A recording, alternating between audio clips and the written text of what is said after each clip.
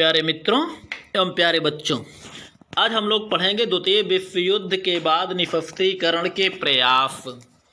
इसमें देखते हैं हम द्वितीय विश्व युद्ध के बाद क्या निशस्त्रीकरण के प्रयास किए गए, जो प्रयास किए भी गए वो कहाँ तक सक्सेस हुए, कहाँ पर असफल हुए, कहाँ सफल हुए, कहाँ असफल हुए।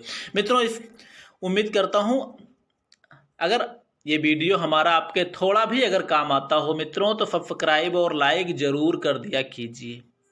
ठीक है, बाकी आपकी मर्जी। हाँ, अगर द्वितीय विश्व युद्ध जब हुआ, इसका मतलब अगर प्रथम विश्व युद्ध के द्वितीय विश्व युद्ध के पहले के अगर प्रयास सफल हुए होते तो द्वितीय विश्व युद्ध नहीं हुआ होता।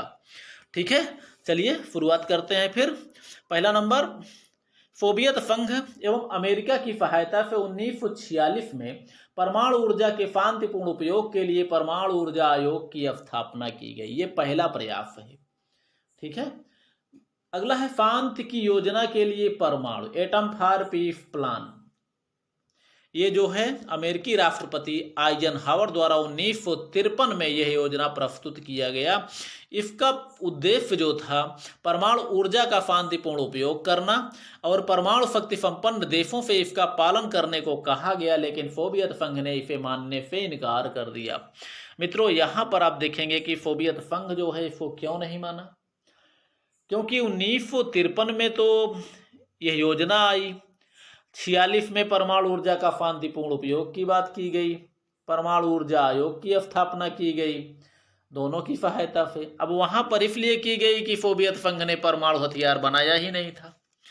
अब सोवियत संघ ने, देखा जाए तो शांतिपूर्ण उपयोग की जहां तक बात करनी थी, सोवियत संघ ने इसका प्रयोग तो किया, सहयोग भी किया, क्योंकि अभी सोवियत संघ ने परमाणु हथियार नहीं बनाया। अमेरिका ने के पास 1945 यानी प्रथम विश्व युद्ध और द्वितीय विश्व युद्ध के बाद से ही अमेरिका के पास मौजूद था, खुद परमाणु हथियार बनाया और दुनिया से शांतिपूर्ण प्रयोग के लिए अपील कर रहा है अमेरिका।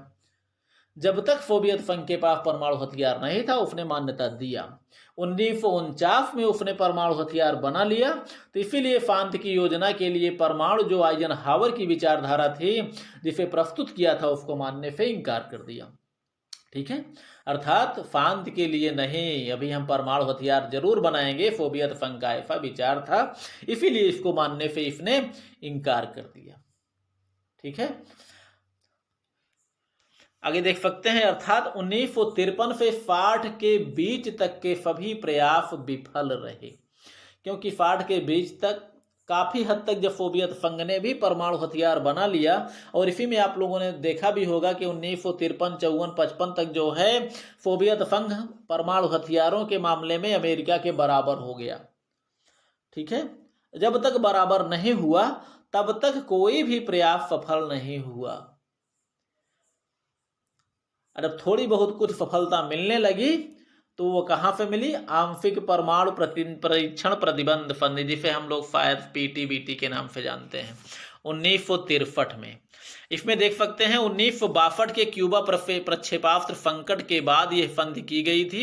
इसमें प्रमुख राष्ट्र थे अमेरिका, सोवियत संघ, ब्रिटेन के बीच हुई थी ये। और इसी के बाद तनाव में शिथिलता होना प्रारंभ, तनाव में ढिलवाही जिसे कहते हैं तनाव शैथिल्य, अर्थात शीत युद्ध में थोड़ी सी कमी आनी प्रारंभ हो गई। अर्थात जो शीत युद्ध का जो तनाव था वो थोड़ा से कम होना प्रारंभ हो गया। तनाव शैथिल्य का मतलब अंग्रेजी में डिटेंट बोलते हैं, तनाव शैथिल्य का मतलब तनाव में शिथिलता। ठीक है मित्रों, शाब्दिक अर्थ तनाव में शिथिलता, अर्थात जो अभी तक तनाव ज्यादा था थोड़ी सी उसमें कमी आनी शुरू हो गई, अर्थात तनाव में ढीलापनी होनी शुरू हो गई। चलिए, यह तनावों की शिथिलता की दिशा में पहला कदम था। क्या चीज? आंशिक परमाणु परीक्षण प्रतिबंध संधि 1963। 1962 के क्यूबा संकट, क्यूबा प्रक्षेपास्त्र संघ। मित्रों, एक समय था 1962 के में एक समय आया था कि जब अमेरिका और सोवियत संघ के बीच में परमाणु युद्ध होने की संभावना बढ़ गई थी। ठीक है, और उसी को हम 1962 का क्यूबा प्रक्षेपास्त्र संकट के नाम से हम लोग जानते हैं। ठीक है, चलिए, प्रमुख शर्तें क्या थी इस संधि की? कि सदस्य राष्ट्र अपने क्षेत्र के अंदर बाह्य अंतरिक्ष, वायुमंडल, अपने समुद्री क्षेत्र या खुले समुद्र तथा अपने या अपने अधीन क्षेत्र में कोई परमाणु परीक्षण नहीं करेंगे। ठीक है, यानी खुले समुद्र में अपने अधीन क्षेत्र कहीं भी अपने अधीन किसी टापू पर चाहे जो भी हो पानी में भी नहीं करेंगे। यहाँ पर केवल भूमिगत परीक्षण पर कोई प्रतिबंध नहीं लगाया गया था, अर्थात राफ्ट जो सदस्य हैं भूमिगत परीक्षण कर सकते हैं और संधि पर 100 राष्ट्रों ने हस्ताक्षर जल्दी से जल्दी कर दिया था। दूसरा है परमाणु प्रसार संधि। मित्रों ये जो है आप लोगों के लिए बहुत ही महत्वपूर्ण है, खास करके आप लोगों की परीक्षाओं में आता भी है। एनपीटी या परमाणु प्रसार संधि, जिसे नॉन न्यूक्लियर प्रोलिफरेशन ट्रीटी के नाम से जाना जाता है, 1968 में ये संधि हुई थी और 1970 में लागू हो गई थी। ठीक है, चलिए 1968 में जिनेवा में पुनः परमाणु अस्त्रों के निर्माण एवं प्रसार पर रोक है तो अंतर्राष्ट्रीय सम्मेलन बुलाया गया। ये सम्मेलन 5 मार्च ये संधि जो था परमाणु प्रसार संधि, जिसे एनपीटी के नाम से जाना जाता है, ये संधि 5 मार्च 1970 से लागू भी हो गई। वो भी कब? जब अमेरिका, सोवियत संघ सहित 40 देशों ने इसको समर्थन दे दिया तब। ठीक है, 68 में ये संधि हुई थी। 5 मार्च 1970 से अमेरिका, सोवियत संघ सहित 40 देशों के समर्थन के बाद ये संधि लागू हो गई। ठीक है, चलिए इस संधि में कुल 11 अनुच्छेद रहे, जिसमें 11 और जिसमें कुछ प्रमुख अनुच्छेद इस प्रकार हैं। अब आप देख सकते हैं, परमाणु अस्त्र संपन्न राष्ट्र परमाणु विहीन राष्ट्रों को परमाणु अस्त्र प्राप्त करने में सहायता नहीं करेंगे, अर्थात जिनके पास परमाणु हथियार है और जिनके पास परमाणु हथियार नहीं है, तो परमाणु हथियार वाले राष्ट्र परमाणु विहीन राष्ट्रों को परमाणु हथियार बनाने में कोई मदद नहीं करेंगे। ठीक है, दूसरा एक बात यह भी है कि जो हस्ताक्षर करने वाले जो राष्ट्र हैं, जो इसके सदस्य राष्ट्र हैं, वो परमाणु विहीन राष्ट्र अगर हैं तो परमाणु हथियार बनाने की कोशिश भी नहीं करेंगे। ठीक है, और परमाणु अस्त्रों के परीक्षण पर रोक लगाया गया। सदस्य राष्ट्र नाभिकीय ऊर्जा को शांतिपूर्ण उद्देश्यों हेतु विकसित कर सकते हैं। ठीक है, तो यहाँ मित्रों आप देख सकते हैं जो सदस्य हैं इनसे किस तरह की भेदभावपूर्ण नीतियां लागू की गई। पहली बात तो जो जिन राष्ट्रों ने हस्ताक्षर किया है, परमाणु हथियार उनके पास है, तो दूसरे राष्ट्रों का परमाणु हथियार वो ना तो बनवाएंगे, ना देंगे, ना बेचेंगे। और जिनके पास परमाणु हथियार नहीं है वो परमाणु हथियार बनाने का प्रयास भी नहीं करेंगे और किसी से हेल्प भी नहीं मांगेंगे कि हमें परमाणु हथियार दे दीजिए, बनवा दीजिए। ठीक है, संपूर्ण प्रकार के परमाणु अस्त्रों के परीक्षण पर रोक लगाया गया था। हाँ, थोड़ी सी छूट दे दी गई थी, अगर सदस्य राष्ट्र चाहें तो परमाणु हथियार तो ना बनाएं, लेकिन शांतिपूर्ण परमाणु ऊर्जा के प्रयोग के लिए वो परमाणु ऊर्जा का विकास कर सकते हैं। शांतिपूर्ण उपयोग के लिए ऊर्जा संबंधित मानी बिजली वगैरह पैदा करने के लिए, रिएक्टर वगैरह चालू करने के लिए उपयोग कर सकते हैं। ठीक है, अगली जो संधि है वो है सी बेड ट्रीटी या समुद्र तल आयुध नियंत्रण संधि। यह 11 फरवरी 1971 को हुई थी। इस संधि का पूरा नाम है समुद्र तल और महासागर तल पर और उसके उपक्षेत्र में परमाणु हथियारों और सामूहिक विनाश के अन्य हथियारों के प्रतिस्थापन के निषेध पर संधि। बड़ा लंबा नाम है इसका, लेकिन फार्ट में समुद्र तल आयुध संधि नियंत्रण संधि के नाम से जाना जाता है। ठीक है, बहुत इंपॉर्टेंट भी है मित्रों, कई बार पूछा भी गया है। यह संधि इंग्लैंड, संयुक्त राज्य अमेरिका एवं सोवियत संघ के बीच हुई थी। इस संधि पर 11 फरवरी 1971 में हस्ताक्षर हुए एवं 18 मई 1972 से यह संधि प्रभावी हो गई।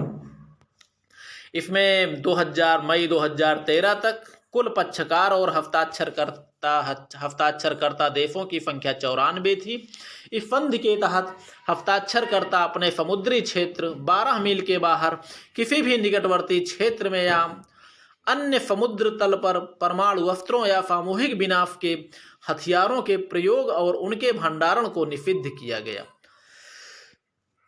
अर्थात अपने समुद्री मील या समुद्र के क्षेत्र में तो रख सकते हैं, लेकिन उसके बाहर खुले समुद्र में कहीं भी परमाणु हथियारों को नहीं रखेंगे। ठीक है, ना भंडार करके रखेंगे, ना वैसे रखेंगे। ठीक है, इन सब पर प्रतिबंध लगाया गया। ठीक है। अगला है स्ट्रैटेजिक शस्त्र परिसीमन वार्ताएं, जिन्हें साल्ट 1 के नाम से जाना जाता है, जो 26 मई 1972 को हुई थी। ये भी किसके बीच हुई थी? अमेरिका और सोवियत संघ के बीच। इसमें 2 प्रकार की संधियां की गई थी। ठीक है, इसमें 2 प्रकार की संधियां की गई थी, जिसमें प्रथम क्या है? प्रक्षेपास्त्र विरोधी संधि, एबीएम, अर्थात एंटी बैलिस्टिक मिसाइल। ठीक है, एबीएम या प्रक्षेपास्त्र विरोधी शस्त्रों को सीमित करना था, जो कि अनिश्चित काल के लिए था। ठीक है, इसमें कोई प्रतिबंध नहीं था, अनिश्चित काल के लिए था। और दूसरा जो था सामरिक अस्त्र परिसीमन समझौता, ये मात्र 5 वर्षों के लिए था। ठीक है, यह संधि शस्त्रों की दौड़ को कम करने की दिशा में महत्वपूर्ण कदम था, जो 1 अक्टूबर 1977 को समाप्त हो गई। ठीक है, अगला है मित्रों, अगली जो संधि हुई है वो है थ्रेशोल्ड टेस्ट बैन ट्रीटी, जिसे फार्ट में टीटीबीटी के नाम से जाना जाता है। 1974 में अमेरिका और सोवियत संघ के बीच एक 10 वर्षीय परमाणु आयुध परिसीमन समझौता हुआ, जिसे 31 मार्च 1974 से लागू किया जाना निश्चित किया गया। ठीक है, इसमें दोनों राष्ट्रों पर 150 किलोटन से अधिक क्षमता के भूमिगत परीक्षणों पर रोक लगाया गया। और कुछ दिनों बाद अमेरिका ने सोवियत संघ पर धोखाधड़ी का आरोप लगाकर मानने से मना कर दिया। अमेरिका ने यह आरोप लगाया कि सोवियत संघ ने दिसंबर 1975 तक लगभग 190 भूमिगत परीक्षण कर चुका है। अब अमेरिका को लगा कि जब सोवियत संघ 190 कर चुका है, अब हम इस पर प्रतिबंध लगा रहे हैं, इसका मतलब अभी हमको और करना है। इसीलिए अमेरिका ने सोवियत संघ पर धोखाधड़ी का आरोप लगाया और मानने से मना कर दिया, अर्थात हमको अभी परीक्षण करना है, इसलिए ये संधि जो है हम नहीं मानेंगे। ठीक है, चलिए अगला है स्ट्रैटेजिक शस्त्र परिसीमन वार्ताएं। एक हो चुकी है मित्रों साल्ट 1, जो कि 77 में समाप्त हो गई थी, और दूसरी वार्ता जो है हुई है साल्ट 2 के रूप में 1979 में। ठीक है, मई 1979 में ऑस्ट्रिया की राजधानी वियना में यह समझौता संपन्न हुआ, जो कि अमेरिका और सोवियत संघ के बीच हुआ। इस संधि के तहत सामरिक शस्त्र, प्रक्षेपास्त्रों की संख्या, उन्नत किस्मों के हथियारों की संख्या को सीमित कर दिया गया। ठीक है, इस संधि के तहत सामरिक शस्त्र, प्रक्षेपास्त्रों की संख्या, उन्नत किस्मों के हथियारों की संख्या को सीमित कर दिया गया। 1981 तक दोनों देशों के पास कुल प्रक्षेपास्त्रों की संख्या जो होगी वो 2400 निश्चित कर दी गई। 1981 के बाद प्रक्षेपास्त्रों की संख्या 2250 कर दी जाएगी, लेकिन 1979 में अफगानिस्तान में सोवियत हस्तक्षेप से यह संधि विफल हो गई। ठीक है मित्रों, अब 1979 में अफगानिस्तान में सोवियत सेनाओं ने प्रवेश किया, जिसके कारण ये संधि विफल हो गई, और अमेरिका ने वहीं से विश्व के सबसे बड़ी आतंकवादी संगठन अल-कायदा को अमेरिका ने प्रोत्साहन देना शुरू कर दिया। चलिए फिलहाल उधर हम लोग नहीं पढ़ेंगे। अगला है इंटरमीडिएट रेंज न्यूक्लियर फोर्स, या जिसे कहते हैं INF संधि 1987 में हुआ था अमेरिका और सोवियत संघ के बीच में, जिसमें अमेरिका के राष्ट्रपति भाग लिए थे रोनाल्ड रीगन, और सोवियत संघ के मिखाइल गोर्बाचेव इनका पूरा नाम है। 8 दिसंबर 1987 को जेनेवा में हस्ताक्षर किया गया। विश्व को परमाणु युद्ध से बचाने के लिए यह संधि की गई थी। इस संधि के तहत दोनों राष्ट्र मध्यम दूरी के परमाणु प्रक्षेपास्त्रों को हटाएंगे। ठीक है, दोनों राष्ट्रों ने 3 वर्ष के भीतर 500 से 5000 किलोमीटर मारक क्षमता वाली मिसाइलों को नष्ट करना स्वीकार किया था इस संधि के तहत। और यह संधि जो है तनाव की शिथिलता की स्थिति को और आगे बढ़ाया, अर्थात तनाव में और ज्यादा कमी आ गई, तनाव की शिथिलता में और ज्यादा बढ़ोतरी हुई। ठीक है, चलिए दोनों राष्ट्रों द्वारा 1988 में इसका अनुमोदन किया गया और इसके बाद यह संधि लागू हो गई। 3 माह के भीतर निरीक्षण दलों द्वारा निरीक्षण की बात तय हुई थी और दोनों राष्ट्र अपने परमाणु प्रक्षेपास्त्र का 4% कटौती करने पर सहमत भी हो गए। ठीक है। अगला है सामरिक अस्त्र परफीमन संधि इफ्तार टू 1। ये जो है 31 जुलाई 1991 में यह संधि की गई थी अमेरिका और सोवियत संघ के बीच, जो कि 15 वर्षों के लिए थी। इसमें जो है लंबी दूरी तक मार करने वाले नाभिकीय प्रक्षेपास्त्रों की संख्या में कटौती की गई थी, जो कि इस प्रकार संबंधित थी और कटौती संबंधी ये संधि भी थी। सोवियत संघ 10,481 तथा अमेरिका 12,081 वारहेड रखेंगे अपने पास, और सोवियत संघ 35% इनके पास, जैसे माना गया कि सोवियत संघ के पास 10,481 वारहेड, अमेरिका के पास 12,081 वारहेड। वारहेड का मतलब होता है युद्ध पर बम, जो युद्ध के जो हथियार होते हैं, वारहेड का मतलब जो प्रक्षेपास्त्रों पर लगाया जाता है वही होता है वारहेड। मित्रों, वास्तव में प्रक्षेपास्त्र कोई बम नहीं है, मिसाइल कोई बम नहीं है, ये एक प्रकार से बमों को ले जाने वाला वाहन है। ठीक है, बमों को पहुंचाने वाला वाहन है। ठीक, अपने ऊपर बमों को सवार कर लेता है और ले जाकर जिधर जो है उसको फिट कर दिया जाता है, वहीं पर ले जाकर वो गिरा देता है। ठीक है, तो यहाँ इसमें जो है सोवियत संघ 35% तथा अमेरिका 28% की कटौती करेंगे वारहेडों में। कटौती के बाद सोवियत संघ के पास 7,000 बचेगा तथा अमेरिका के पास 9,000 वारहेड बचेंगे या 9,000 बम बचेंगे। ठीक है मित्रों, वारहेड का मतलब बम। दोनों महाशक्तियों के पास नाभिकीय आयुध ले जाने वाले वाहनों की संख्या प्रत्येक के पास 1600 होंगे। इनमें अंतर महाद्वीपीय बैलिस्टिक प्रक्षेपास्त्र, पनडुब्बी से प्रक्षेपित की जाने वाली मिसाइलें, भारी संख्या में बमवर्षक विमानों को भी शामिल किया गया था। मित्रों, यहाँ पर देखा जाए तो वाहन जो है, जो प्रक्षेपास्त्र जो बमों को ले जाने वाले होंगे, भाई बम के वाहन वही हैं, या तो जो है उनको हम प्रक्षेपास्त्रों पर लगाकर डायरेक्ट वहाँ पर बमों को पहुँचवा दें, या तो फिर लड़ाकू विमानों पर लगाकर लड़ाकू विमानों के द्वारा हम बमों को पहुंचवाते हैं। तो लड़ाकू विमान भी एक प्रकार से बमों को पहुंचाने का एक वाहन है।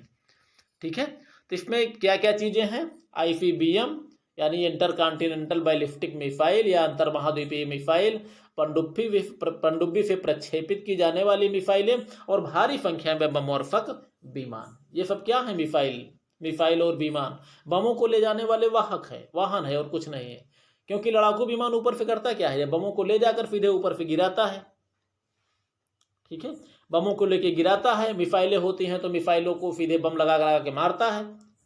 ठीक है, जैसा भी हो, यानी दोनों ही प्रकार हैं। मिसाइल भी एक प्रकार से वाहन है और ये क्या बोलते हैं, लड़ाकू विमान भी वाहन ही। यह संधि 15 वर्षों के लिए लागू की गई। आवश्यकता समझने पर या जरूरी समझने पर अग्रिम 5 वर्षों के लिए बढ़ाई भी जा सकती है और इसमें क्रूज प्रक्षेपास्त्र शामिल नहीं है। अगला है सामरिक अस्त्र परफीमन संधि, जिसे इफ्तार 2 के नाम से जाना जाता है, जो 3 जनवरी 1993 में हुई थी अमेरिका और सोवियत संघ के बीच। कहाँ पे हुई थी? मॉस्को में। किसके बीच में? अमेरिकी राष्ट्रपति जॉर्ज बुश और सोवियत राष्ट्रपति बोरिस येल्त्सिन नाम जाए इनका। प्रथम बार कोई राष्ट्रपति, ऐसा मौका आया कि पहली बार कोई भी अमेरिकी राष्ट्रपति रूस गया था और दोनों राष्ट्र इस समय अपने पास लगभग 21,000 परमाणु हथियारों में 2/3 कटौती पर सहमत हुए। संधि के अनुपालन करने पर अगले 10 वर्षों में अमेरिका के पास 3500 एवं सोवियत संघ के पास 3,000 परमाणु हथियार बचेंगे और प्रत्येक पक्ष को यह अधिकार था कि यदि संधि से उनके हितों को कोई खतरा है तो वह संधि से पूर्व सूचना देकर हट सकता था। ठीक है, तो उम्मीद करता हूँ मित्रों ये चैप्टर आपको कुछ हद तक समझ में तो आया ही होगा। बाकी पढ़िए लिखिए, मस्त रहिए, खुश रहिए। कोई चीज़ अगर समझ में नहीं आती है आप कमेंट कर सकते हैं। हालांकि कमेंट हम आप लोगों के बराबर पढ़ते हैं, सुनते भी हैं। जो हमारे लायक होता है मैसेज भी उस पर लिख देते हैं। ठीक है, चलिए पढ़िए लिखिए, मस्त रहिए।